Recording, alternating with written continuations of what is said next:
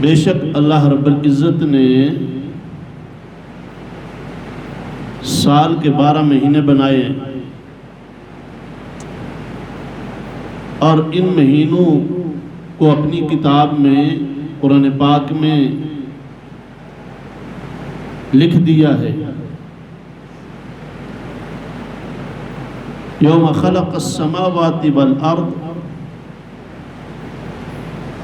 کب سے؟ فرمایا جب سے اللہ رب العزت نے زمین و آسمان کو بنایا اس وقت سے یہ ترتیب یہی چلی آ رہی ہے۔ یہ جو اسلامی سال ہے اس کی ترتیب گویا رب العالمین کی طرف سے ہے۔ یوں تو ہر مذہب کے ماننے والوں نے اپنی جنتری بنائی، اپنا کیلنڈر بنایا۔ اگر یہودیوں کے آپ ہسٹری اٹھا کے دیکھیں تو انہوں نے جناب سیدنا سلیمان علیہ السلام کی طرف نسبت کر کے، جس وقت سلیمان علیہ السلام تخت حکومت پہ بیٹھے اس دن سے اپنے سن کا آغاز کیا۔ عیسائیوں کو دیکھیں تو عیسائیوں نے عیسیٰ علیہ السلام کی ولادت کی طرف نسبت کر کے اپنا سن عیسوی ترتیب دیا۔ اسی طرح اگر آپ رومیوں کو دیکھیں تو رومیوں نے سکندر ذی القرنین جو فاتح اعظم تھے ان کی طرف نسبت کر کے ان کی ولادت کی طرف اپنا سن ترتیب دیا۔ اور اگر ہندو کو دیکھیں تو ہندو نے بکرمی جو سن ہے راجہ بکرم جیت جو تھا اس کے نام کی طرف منسوب کر کے اس کی ولادت کی طرف تو اس سے شروع کیا، جو ہم ساون بھادو وغیرہ جو مہینوں کو ہم گنتے ہیں۔ تو اسلام کا جو سن ہے اس سن کی ابتدا حضور صلی اللہ علیہ وسلم کی ولادت سے ہو سکتی تھی۔ آپ صلی اللہ علیہ وسلم کی دنیا سے رحلت پہ ہو سکتی تھی، آپ صلی اللہ علیہ وسلم کے معراج شریف کے واقعے سے ہو سکتی تھی، قرآن کی ابتدا جب ہوئی نزول قرآن ہوا اس سے ہو سکتی تھی۔ لیکن اسلام کا جو سال ہے اس کی ترتیب بڑی عجیب انداز سے رکھی گئی اور بڑے سیرت النبی صلی اللہ علیہ وسلم کے ایک اہم موضوع سے رکھی گئی جسے ہجرت کہتے ہیں۔ آپ فتح الباری شرح بخاری اٹھائیں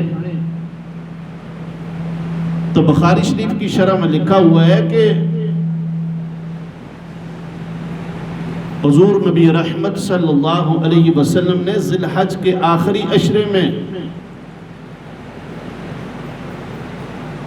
مکہ سے ہجرت کی اور مدینہ طیبہ کی طرف سفر کیا، اور جب مدینہ طیبہ آپ صلی اللہ علیہ وسلم پہنچے تو اس وقت محرم کا چاند نکل چکا تھا۔ سن 13 نبوی تھا۔ 13 نبوی سے مراد اعلان نبوت کے بعد 13واں سال تھا۔ اس کو آپ صلی اللہ علیہ وسلم نے ہجرت فرمائی، تو ذی الحج کا مہینہ ہے اس میں ہجرت کی۔ تو جب آپ صلی اللہ علیہ وسلم مدینہ طیبہ پہنچے تو اس وقت محرم کا مہینہ شروع ہو چکا تھا۔ تو یہ جو اسلامی سال کی ابتدا کی گئی یہ مدنی زندگی کے آغاز سے کی گئی اور ہجرت کو سامنے رکھ کے کی گئی۔ اب ہجرت کو کیوں سامنے رکھا گیا اور اس کی ضرورت کیا پیش آئی؟ حضور صلی اللہ علیہ وسلم دنیا سے تشریف لے جاتے ہیں، سیدنا ابو بکر صدیق رضی اللہ تعالیٰ عنہ کی خلافت ہوتی ہے، تو اس میں سن کی ضرورت نہیں پڑی کیونکہ فتوحات اتنی نہیں تھی، اور اسلامی جو سلطنت تھی وہ اتنی پھیلی ہوئی تھی کہ بندہ 1-2 دن میں پہنچ جاتا تھا اور بآسانی پیغام ایک دوسرے تک پہنچایا جا سکتا تھا۔ حضرت عمر فاروق رضی اللہ تعالیٰ عنہ کا دور شروع ہوا اور اللہ رب العزت نے سیدنا عمر فاروق رضی اللہ تعالیٰ عنہ کے ہاتھ پہ فتوحات کا دروازہ کھول دیا۔ جدھر رخ کرتے ہیں اللہ رب العزت فتح عطا فرماتے ہیں اور اسلام کا پرچم دور دور تک لہراتا ہوا نظر آتا ہے، اور بے پناہ آپ نے فتوحات کر کے اللہ کے گھر مساجد بنائی اور پھر وہاں مؤذنین رکھے، وہاں خطیب حضرات، امام حضرات رکھے۔ یمن کا علاقہ فتح ہوا سن 17 ہجری ہے۔ حضرت ابو موسیٰ اشعری رضی اللہ تعالیٰ عنہ کو وہاں کا امام بنایا گیا، وہاں کا گورنر بنایا گیا، اور یہ آج ہماری بدنصیبی ہے کہ امام مسجد کا اور ہوتا ہے اور گورنر اور ہوتا ہے، تو اس دور میں ایسا نہیں تھا۔ اس دور میں وہی امام مسجد بھی ہوتے تھے، وہی گورنر بھی ہوتے تھے، وہی وہاں کے خطیب بھی ہوتے تھے۔ تو سیدنا ابو موسیٰ اشعری رضی اللہ تعالیٰ عنہ کو امام و خطیب اور گورنر بنا کے جناب سیدنا عمر فاروق رضی اللہ تعالیٰ عنہ نے یمن میں بھیجا، اور پھر 7 احکامات بھی لکھ کے بھیج دیتے۔ ایک وقت ایسا آیا کہ ایک ہی دن میں حضرت ابو موسیٰ اشعری رضی اللہ تعالیٰ عنہ کو 2 خط موصول ہوئے اور دونوں میں بظاہر تضاد نظر آیا۔ ایک میں کچھ اور پیغام ہے اور دوسرے میں کچھ اور ہے۔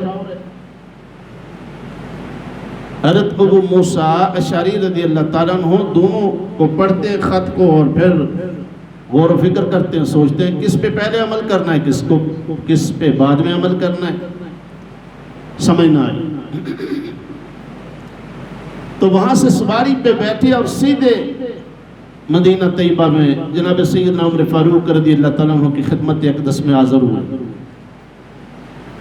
آگے عرض کیا امیر المؤمنین یہ آپ کا خط مجھے ملا ہے، اور پھر ساتھ ہی دوسرا خط ملا۔ ان دونوں کے اندر احکامات ہیں لیکن سمجھ نہیں آتی پہلے کس پہ عمل کرنا ہے، بعد میں کس پہ کرنا ہے، پہلا خط کون سا ہے، بعد والا کون سا ہے۔ یہ مشکل پیش آ رہی ہے، لہٰذا کوئی ایسا نظام بنایا جائے، ایسی ترتیب بنائی جائے کہ جو بھی خط امیر المؤمنین کی طرف سے آئے اس پہ باقاعدہ لکھا ہوا ہو، کوئی ترتیب ہو، ڈیٹ لکھی ہوئی ہو، باقاعدہ اس پہ مہر لگی ہوئی ہو، تاکہ گنجائش نہ نکل سکے کسی اور کے خط کی یا کسی شبہ کی۔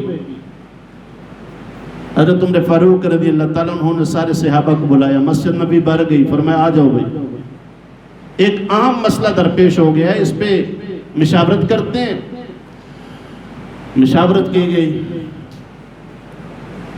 صحابہ اکرام رضوان اللہ تعالی اجمعین نے مختلف آراء دی، اور پھر فیصلہ اس پہ ہو گیا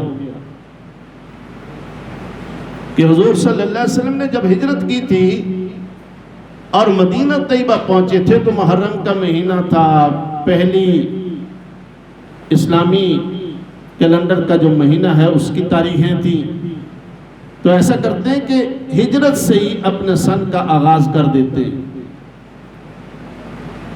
اس کا فائدہ یہ ہوگا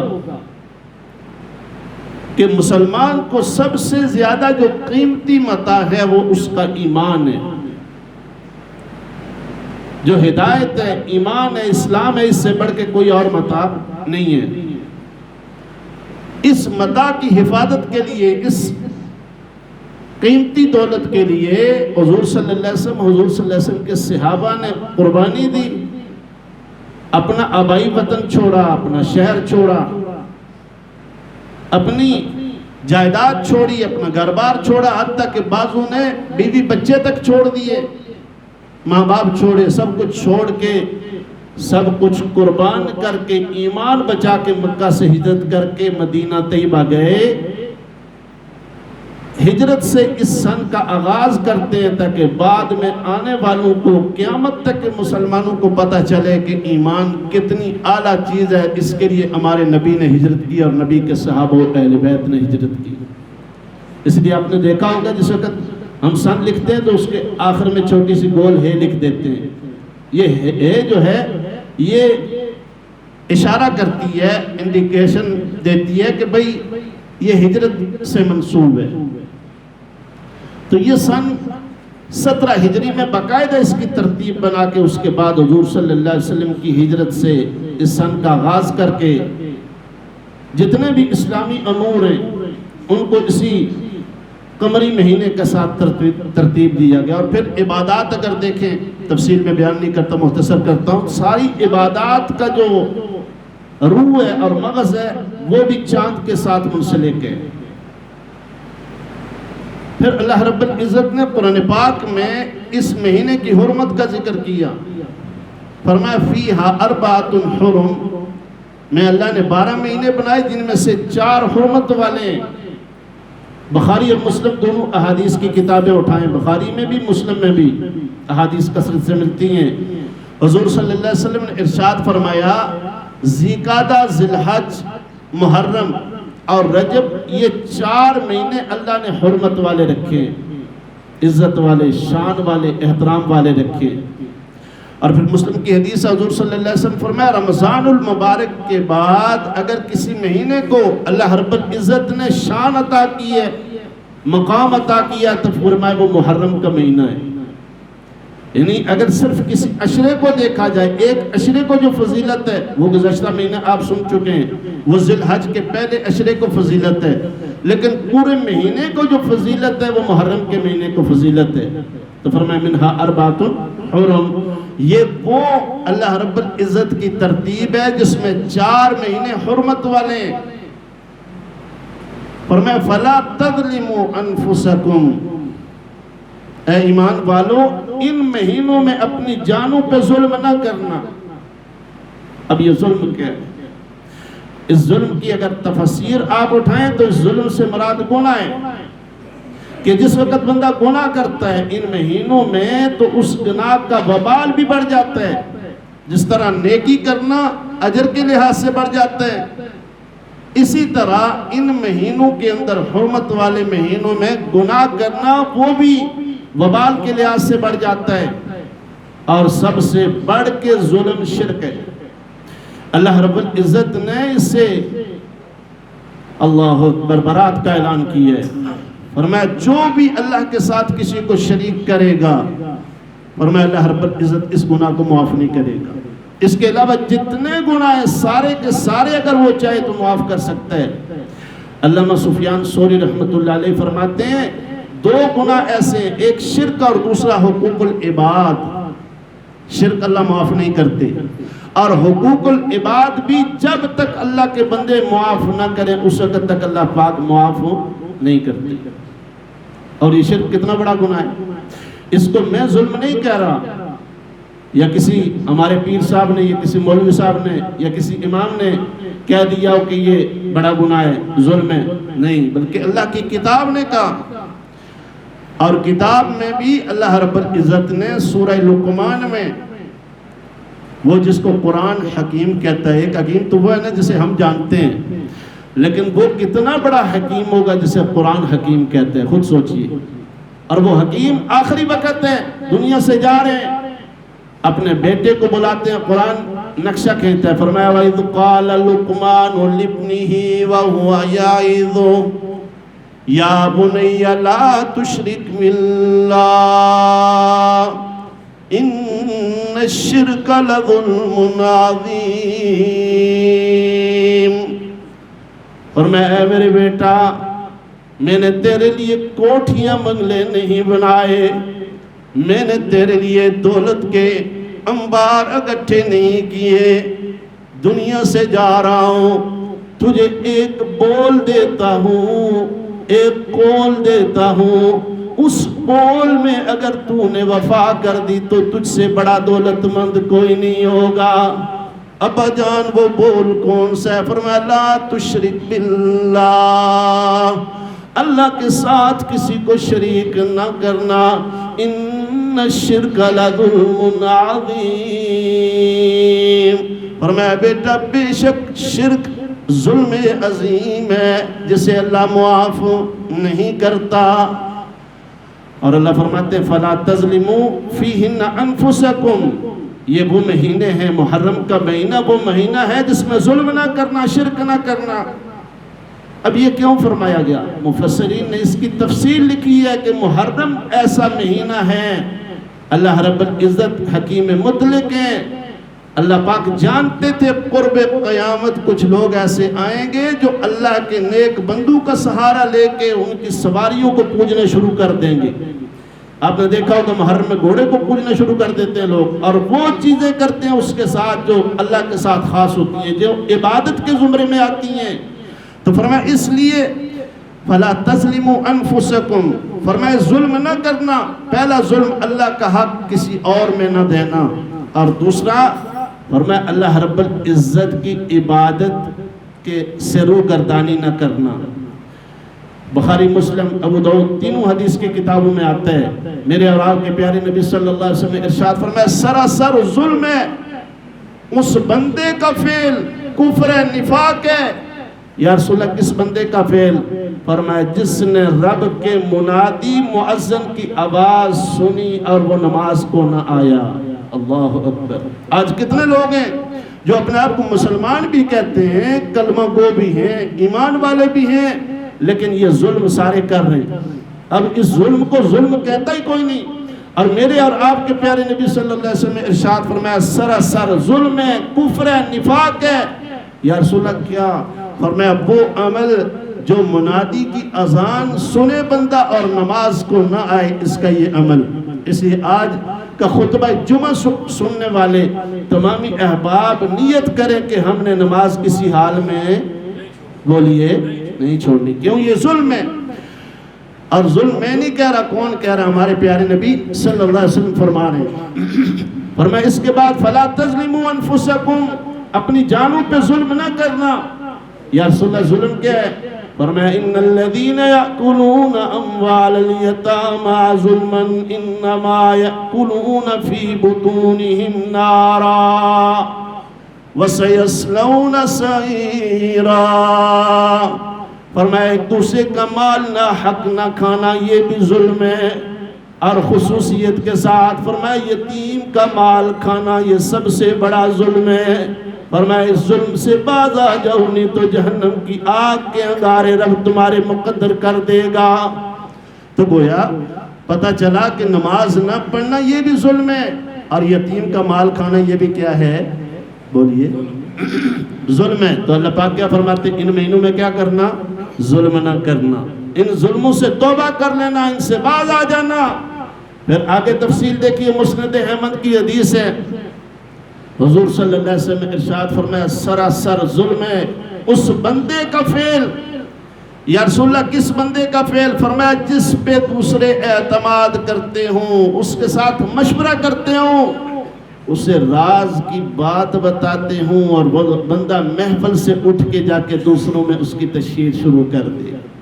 فرمایا سراسر ظلم ہے اس بندے کا فعل جس پہ لوگ اعتماد کرتے ہیں، جس کے ساتھ محبت کرتے ہیں، لیکن وہ ان کی پیٹھ پیچھے ان کی برائیاں کرتا ہے، ان کی غیبتیں کرتا ہے، ان کی چغلیاں کرتا ہے۔ فرمایا یہ بھی ظلم ہے، اور یہ اتنا بڑا ظلم ہے۔ حضور صلی اللہ علیہ وسلم فرمایا الغیبۃ اشد من الزنا، ابو داؤد شریف کی حدیث پڑھ رہا ہوں۔ فرمایا جس طرح زنا برا کام ہے، بدکاری برا کام ہے، اسی طرح کسی کی غیبت کرنا بھی بولیے برا کام۔ اب کانوں کی لذت کے لیے ہم بیان تو سنتے ہیں، لیکن اصل چیز ہے عمل۔ کہ یہ مہینے آئیں تو ان میں سبق دہرایا جائے۔ حضور صلی اللہ علیہ وسلم ہمیں کیا تعلیم دے کے گئے ہیں؟ اور آپ صلی اللہ علیہ وسلم نے ارشاد فرمایا جو اپنے لیے پسند کرتے ہو وہی دوسرے مسلمان بھائی کے لیے پسند کرو۔ کیا مطلب؟ میں نہیں چاہتا میری کوئی غیبت کرے، میں نہیں چاہتا میری پیٹھ پیچھے کوئی ایسی بات کرے جو مجھے دکھ دے، تکلیف دے، میں نہیں چاہتا میرا مال کوئی ہڑپ کر جائے، میں نہیں چاہتا میری شان میں کوئی گستاخی کرے، میں نہیں چاہتا کہ کوئی بندہ میرے خلاف پلاننگ کرے تو میں بھی دوسروں کے خلاف یہ چیزیں ساری کرنا چھوڑ دوں۔ کیوں؟ جو اپنے لیے پسند کرتا ہوں وہی دوسرے کے لیے پسند کروں۔ جس چیز سے مجھے دکھ ہوتا ہے، جس چیز سے مجھے پریشانی ہوتی ہے، اس چیز سے دوسروں کو بھی پریشانی ہوتی ہے۔ اور پھر اتنا ہی نہیں، فرمایا مسلمان اور مومن کی پہچان نہ بتاؤں میرے صحابہ تمہیں؟ جی یا رسول اللہ، مسلمان اور مومن کی پہچان کیا ہے؟ فرمایا مسلمان اور مومن کی پہچان یہ ہے کہ اس کی زبان اور ہاتھ سے دوسرے مسلمان کو تکلیف نہ پہنچے۔ تو اللہ کرے ہم سارے ایسے بن جائیں۔ اور پھر حضور صلی اللہ علیہ وسلم فرمایا حرمت کا خیال رکھو ایک دوسرے کی، اور یہ حرمت اتنی اعلیٰ ہے۔ حضرت انس بن مالک فرماتے ہیں حضور صلی اللہ علیہ وسلم حجۃ الوداع کا موقع ہے، بیت اللہ شریف کے سامنے تشریف فرمائے، مسند احمد کنز العمال ترمذی کی حدیث ہے۔ فرمایا حضور صلی اللہ علیہ وسلم صحابہ کو مخاطب کیا، فرمایا میرے صحابہ بتاؤ ہم کون سے شہر میں ہیں؟ یا رسول اللہ حرمت والے شہر میں ہیں۔ فرمایا کس جگہ ہیں؟ فرمایا یا رسول اللہ حرمت والے گھر میں ہیں۔ فرمایا یہ کون سا سامنے گھر ہے؟ فرمایا یا رسول اللہ یہ بیت اللہ ہے، اللہ کا گھر ہے۔ فرمایا کون سا مہینہ ہے؟ یا رسول اللہ حرمت والا ہے۔ فرمایا اللہ کی قسم جس طرح یہ شہر حرمت والا ہے، جس طرح یہ گھر حرمت والا ہے، جس طرح یہ مہینہ حرمت والا ہے، اسی طرح ایک مسلمان کی حرمت ان ساری چیزوں سے اللہ کے ہاں بڑھ کے ہے۔ فرمایا مسلمان کا احترام کرو، مسلمان کی عزت کا خیال کرو، اس کا جان، اس کی عزت، اس کا مال، اس کی حفاظت دوسرے مسلمان پہ فرض ہے۔ اور پھر خود سوچئے اللہ رب العزت کے ہاں اس انسان کی کتنی اہمیت ہے۔ فرمایا والتین والزیتون وطور سینین وہذا البلد الامین۔ اللہ رب العزت نے 4 قسمیں اٹھائیں، فرمایا تین کی قسم، زیتون کی قسم، طور سینا کی قسم، اس امن والے شہر مکہ کی قسم۔ لقد خلقنا الانسان فی احسن تقویم، میں اللہ نے اس انسان کو سب سے زیادہ احسن بنایا۔ دوسری جگہ فرمایا وَلَقَدْ كَرَّمْنَا بَنِي آدم، اے آدم کے بیٹوں میں نے تمہیں بڑی عزت عطا کی ہے، بڑی شان عطا کی ہے۔ اور جس وقت اللہ رب العزت نے اس انسان کو شان عطا کی، پھر انسانوں میں مسلمان کو الگ کر کے بیان کیا۔ حضور صلی اللہ علیہ وسلم کے پاس قیامت کے ذکر کی بات چھڑ پڑی، آپ صلی اللہ علیہ وسلم نے ارشاد فرمایا میرے صحابہ بتاؤں مسلمان کی اللہ کے ہاں قدر کیا ہے، قیمت کیا ہے؟ یا رسول اللہ مسلمان کی اللہ کے ہاں کیا قدر و قیمت ہے؟ فرمایا جب تک ایک مسلمان اللہ اللہ کرنے والا زندہ ہے اس وقت تک قیامت نہیں آئے گی۔ فرمایا جس وقت مسلمان ختم ہو جائیں گے، اللہ کا نام لینے والا کوئی نہیں ہوگا، پھر اللہ کو اس ساری کائنات کی کوئی ضرورت نہیں ہے، ساری کائنات کو اللہ پاک لپیٹ کے رکھ دیں گے۔ اس لیے مسلمان کی بڑی عزت ہے اللہ کے ہاں، بڑی شان ہے۔ اپنی شان کو، اپنی قدر کو پہچانیے، اور جو چیزیں اللہ نے ظلم کہی ہیں، جن چیزوں سے اللہ کے رسول نے منع کیا ہے، ان سے اپنے آپ کو بچائیے۔ نیا سال شروع ہو رہا ہے اور اسلامی سال ہے، ہم سارے اپنے دل کے ساتھ وعدہ کریں یا اللہ اس سے پہلے جو گناہ ہو گئے ان کو معاف فرما دے، آئندہ یا اللہ ایسا سال گزارنے کی توفیق عطا فرما یا اللہ جو تجھ کو پسند آ جائے، تیرے محبوب کو پسند آ جائے۔ اور پھر یہ مہینہ ایسا ہے، شیخ عبد القادر جیلانی محبوب سبحانی رحمۃ اللہ علیہ نے غنیۃ الطالبین میں کافی ساری چیزیں لکھی ہیں جو اس مہینہ کے ساتھ خاص ہیں۔ اللہ رب العزت نے اس مہینے کے اندر وہ بڑے بڑے واقعات کیے ہیں اور بتایا ہے کہ یہ حرمت والا مہینہ ہے۔ اور مہینہ پہلا کیوں رکھا؟ اسلام کا پہلا مہینہ حرمت والا اس لیے رکھا کہ پہلے مہینے میں بندہ گناہوں سے بچنا شروع کر دے، سارا سال اس کا اچھا گزر جائے گا۔ تو اللہ رب العزت چاہتے ہیں میرا بندہ حرمت کا خیال کر کے اپنے آپ کو گناہوں سے بچائے، اور جب قیامت والے دن مجھ سے ملے، میں اپنے بندے سے مسکرا کے ملوں، بندہ مجھ سے راضی ہو کے ملے، تو یہ تبھی ہو سکتا ہے جب ہم ان حرمتوں کا خیال کر کے اللہ اور اس کے رسول صلی اللہ علیہ وسلم کے احکامات پہ عمل کریں گے، اور یہ تبھی ہو سکتا ہے جب بندہ نیت کر کے شروع کر دے۔ یہ نہیں کہ بندہ کہے دوسرا ٹھیک ہو، نہیں، ہر بندہ کوشش کرے میں ٹھیک ہو جاؤں، میرے ہاتھ سے کسی کو تکلیف نہ پہنچے، میری زبان سے کسی کو تکلیف نہ پہنچے۔ جب ہر بندہ احتیاط کرنا شروع کر دے گا، آہستہ آہستہ سارا معاشرہ ہی اللہ کرے گا پاک ہو جائے گا۔ اللہ مجھے آپ سب کو عمل کی توفیق عطا فرمائے۔ سنتے پڑھ لیجیے۔